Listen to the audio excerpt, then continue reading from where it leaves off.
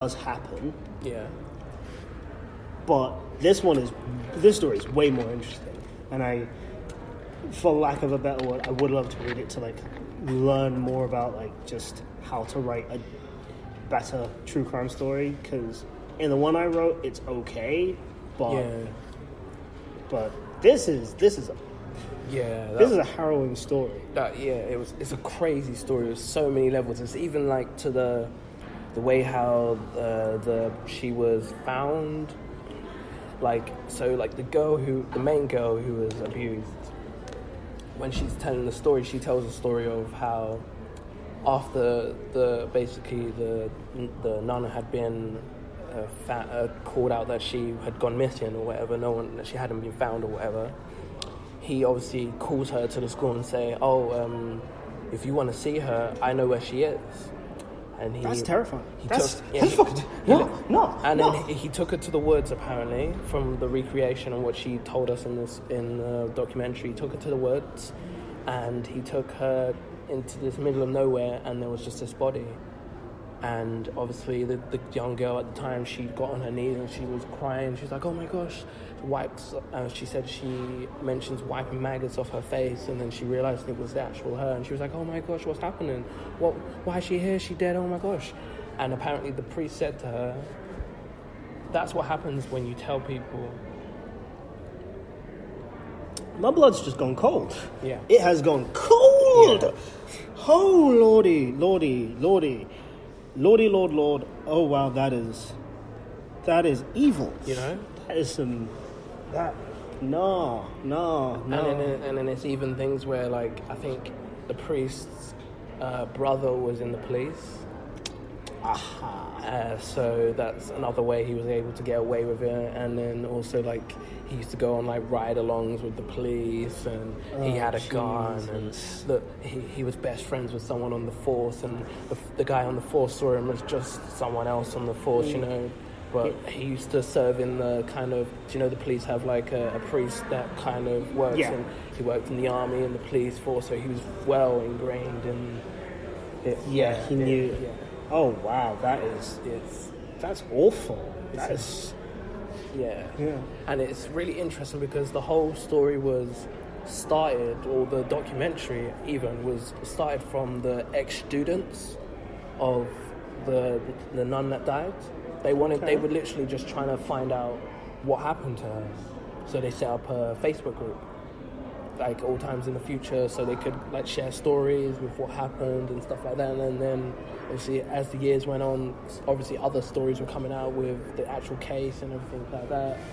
But yeah, through running this Facebook group, and they caused like some sort of support group for all the people who were affected from this priest or just the school in general. Like, but the thing is, like, when the case came out in the news, even the girls who were doing the documentary, they say that when it came out in the news, so there was a priest that had been sexually abusing one of the kids. Even some of the kids at the school at the time, and like they were the people doing the documentary, they were saying that even them at the time, they were like, "Nah, that couldn't happen. I went to that school, nothing happened to me, so this girl must be crying wolf." No, because that's not how it works. That's not how. But like, did it say what happened to the priest in the end? In the end, he is moved from, obviously they just move him around. They move him around, but then they hide him in like some sort of retirement home.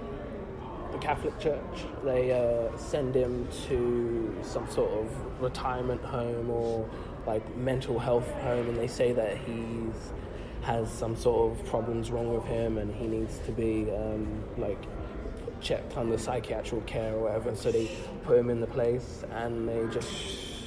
You see, I really hate, like, I know that this is going to be a really good, but I really do have a problem with, like, when it comes to the idea of, like, religious people having, like, when they call their abuse a sickness. Because I was watching this one, Louis Theroux, just, like, on the subject of documentaries, we've got to have a spot for Louis Theroux, and he was in a maximum security prison in the US, and then he ends up talking to this group of priests because, you know, they were just running the prayer group and stuff. And he was like, oh, okay, so what are you in for? And bear in mind, like, everyone had just said what they were in for. Like, I killed somebody, I abused somebody, I robbed this, I did that. And then the whole time the priests were like, I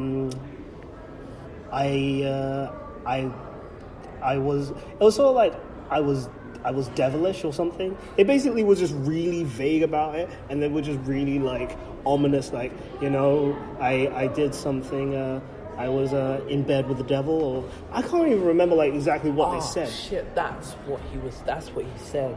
He said that he was kind of, he used to say to the girl that basically he was kind of, the Holy Spirit was within him, and that's what he was trying to fuck into them.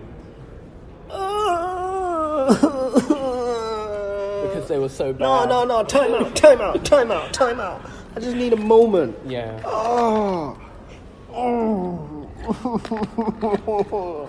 He said that I think even in the documentary, he says that the reason why he doesn't say anything about it is to protect the church. No. I'm gonna need to go home, take another shower, a bubble bath as well. I'm gonna need to go to Lush. I have to scrub this sin off. No, I don't think I can.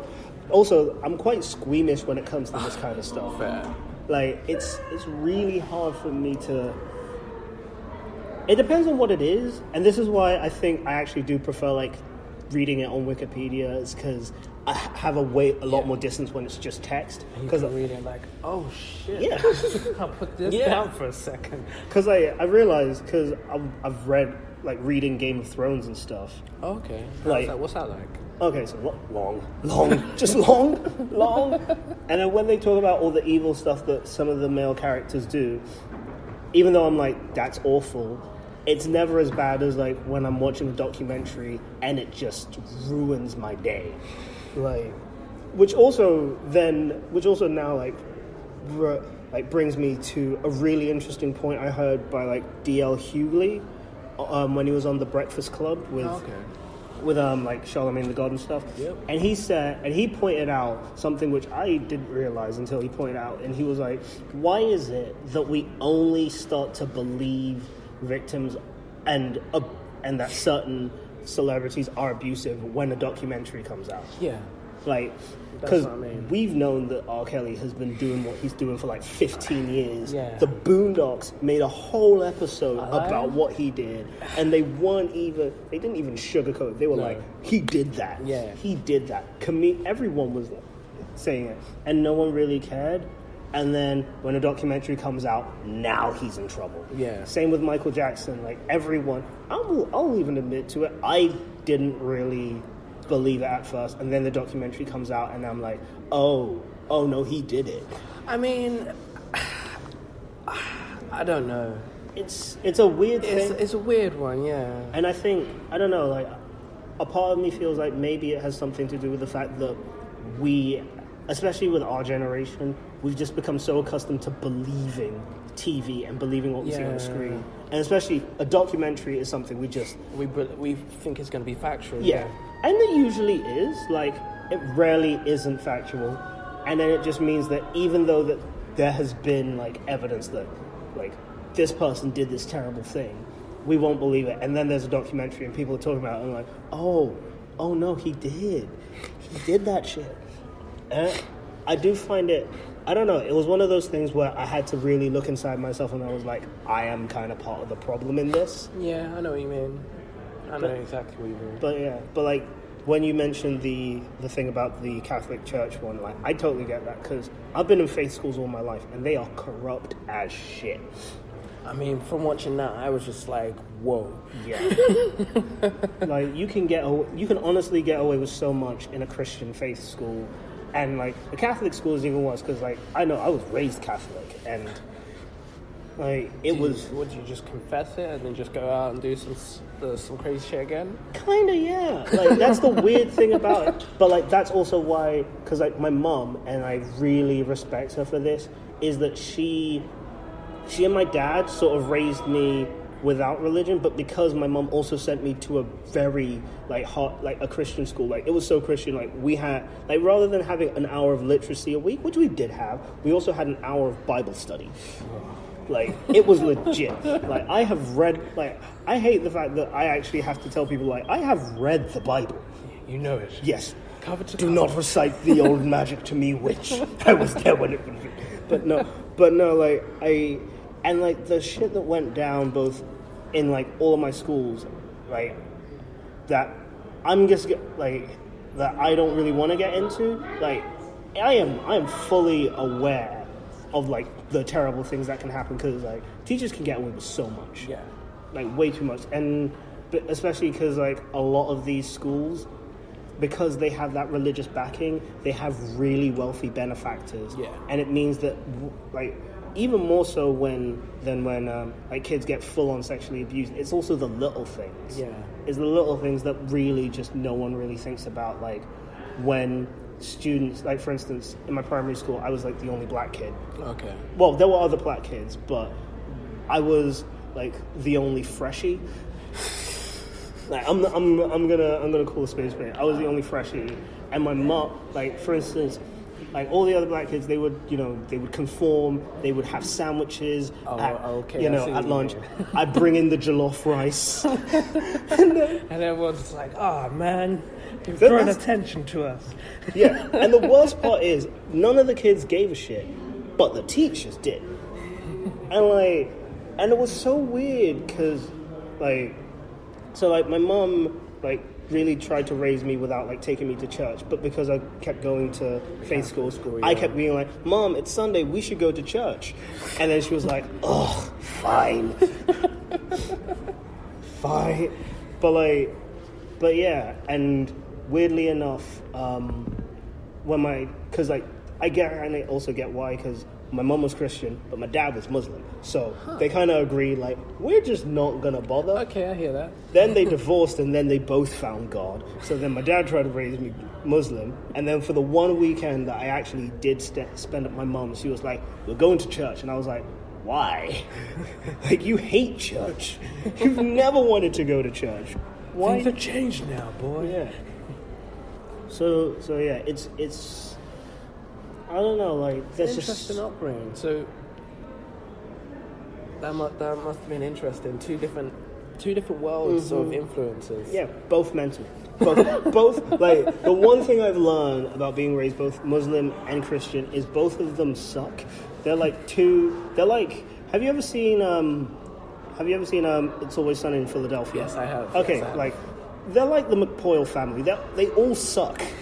They all suck, and they're just no, we are pure, we are this, we are that. I was like, no, you just all suck. I don't care about what any of you do, and it's not that the philosophy of it sucks, because philosophy and thoughts and ideas are always beautiful, but the problem is. Yeah. I've just got to go to the loo, but I've left my phone charging. Yeah. Would you mind keeping Oh, no, keep of an eye on course, it, yeah. no problem. So yeah, where was I? Oh yeah. So the ideas are amazing, but the problem is, and I'm not going to be one of those edgelords who are we live in a society when you add humans to that shit. But the problem is, because God, whether or not God exists or not, which is up to you. Which is of up to you. course, yeah. Because God doesn't take a very active Old Testament-esque role now, and hasn't really done that for at least 2,000 years, it means that humans are able very easily to just make up the rules and just say no, this is what God wants, and it's is that really what God wants? Yeah, Is it though? Yeah, and there's so many different denominations, and that's actually the weirdest part. Yeah. There's way too many denominations. Yeah. So many. doesn't make a lot of sense to me. No. I mean, I believe in a higher power. I believe there's some sort of higher power that bonds us all together, but I don't know if it's God 100%. Yeah. Here's how I'd say it. I'd say if there is a higher power, or if there is a higher being, all of the religions are wrong about it. Yeah. Or, and this is a classic thing we learned in philosophy, is that it's basically the best way to explain it is with the story called Six Blind Men and an Elephant. Have you ever heard of that? It sounds familiar, but tell the story. Okay, basically,